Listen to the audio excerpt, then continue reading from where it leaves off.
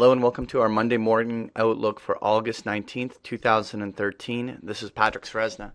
As always, we start off with a chart of the euro as it's one of the largest currency crosses in the market, and we continue to see a euro that is strengthening to the upside of the top end of its range. Now these are the highs from June, and obviously the year highs back in January lie all the way up in this 137 range.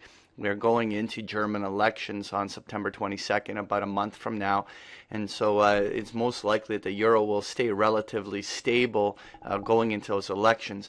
Now, it is likely that, and we favor the scenario, that the euro will remain in the ranges between this 132 to 134 area, and that it won't have a difficult time exceeding 134. But really, if there is no immediate resistance going into the elections, there's always the chance that we might have that breakout on the upside and head to the 137 level for a test. In the bigger picture, we believe the euro needs to be substantially lower, but it's likely that that move is going to be after the elections, and so there's no point in trying to over forecast that right here in the next few weeks.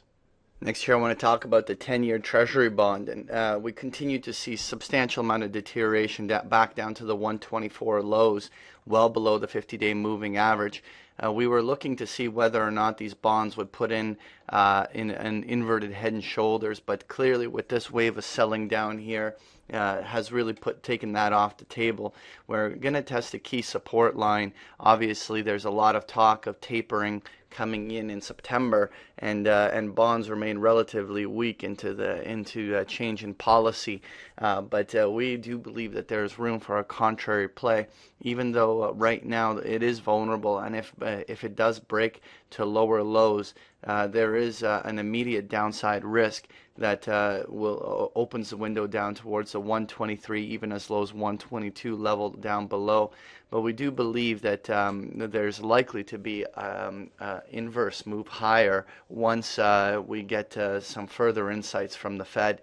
And once the tapering begins, we could see a counter rally in these bonds all the way back up to 127, right up in these zones over here, as well as potentially even up to 129 on the upside.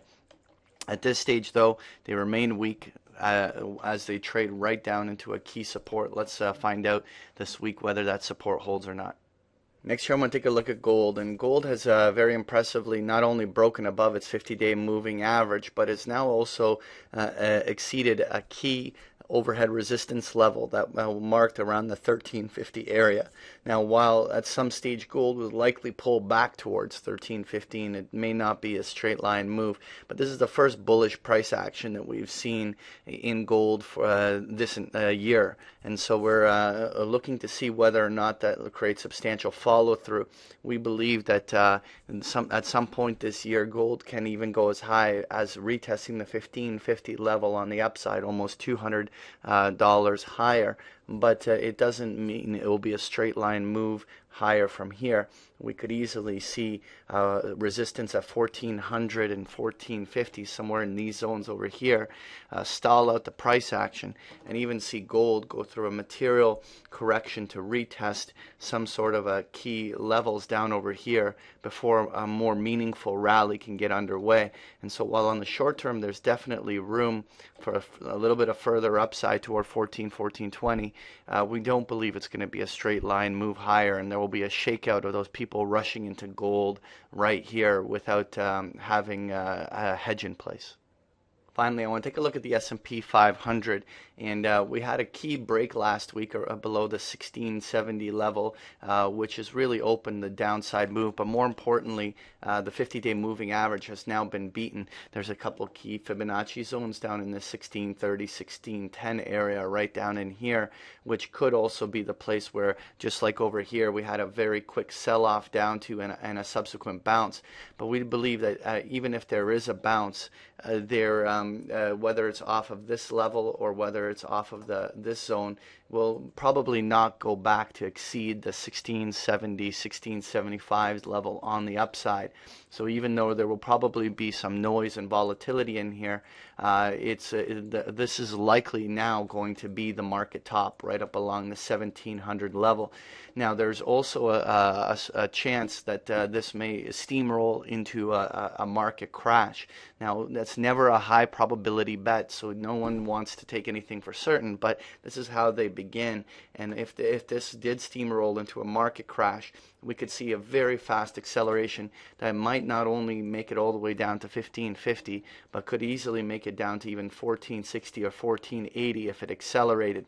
The probability of this steamrolling into a market crash is probably not even better than 10-20%. It's far more likely that we bounce, but this is the highest risk period for these market crashes, and so therefore it should be a very delicate process of trying to buy the dip here, because you can get caught in an avalanche on the downside. Nonetheless, navigate it carefully, and let's see how the markets develop. That was your Monday Futures Market Outlook. Thank you for joining me.